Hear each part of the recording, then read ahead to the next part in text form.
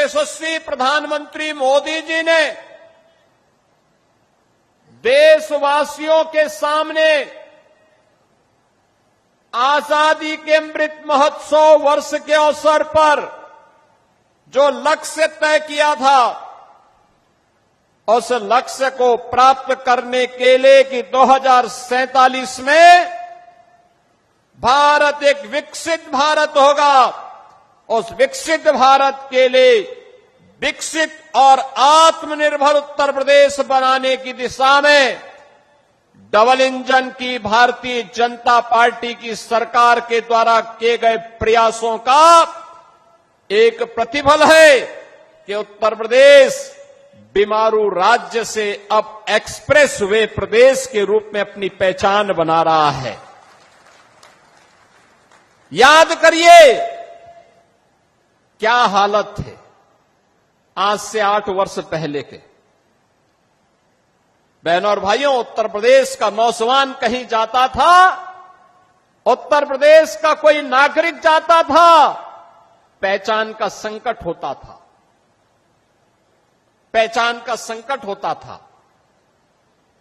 लोग आजमगढ़ का नाम लेने से घबराते थे, उत्तर प्रदेश का नाम लेने से घबराते थे। आजमगढ़, अरे इसने मुख्यमंत्री दिए, एक एक नहीं 2-2 मुख्यमंत्री इस आजमगढ़ ने दे, और इस आजमगढ़ को पहचान का मोहताज होना पड़ा था।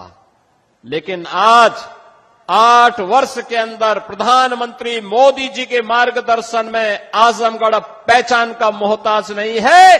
आजमगढ़ अब आजमगढ़ से अदम्य साहस का गढ़ बन चुका है। अब यह विकास की मुख्य धारा के साथ जुड़ चुका है। और इसके लिए तो प्रधानमंत्री जी ने कहा था कि विकास के लिए गति चाहिए, प्रगति के लिए गति चाहिए, समृद्धि के लिए प्रगति चाहिए। और जब गति होगी तो प्रगति होगी, प्रगति होगी तो समृद्धि होगी, और समृद्धि होगी हर चेहरे पर खुशहाली भी होगी। यही तो खुशहाली का राज है, और इसी खुशहाली के साथ आपको जोड़ने के लिए हम लोग आए हैं।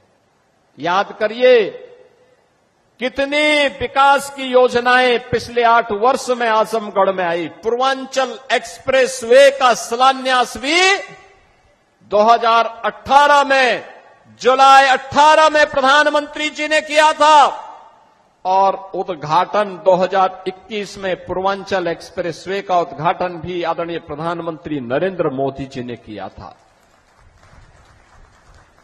याद करिए 340 किलोमीटर लंबे इस एक्सप्रेस वे को अब मैं देखता हूं आजमगढ़ के लोग, मऊ के लोग, गाजीपुर के लोग सुबह जाते हैं लखनऊ और सारे निपटा करके वापस अपने गांव, अपने शहर में वापस आ जाते हैं। ये होती है गति और यही होती है प्रगति। जब हम लोग 2017 में आए थे, हमारे पास 1.5 एक्सप्रेसवे थे, यमुना एक्सप्रेसवे और आगरा लखनऊ एक्सप्रेसवे का काम आधा हुआ था, आधा हुआ था। आज मुझे बताते हुए प्रसन्नता है, आधे काम को तो हमने पूरा किया ही।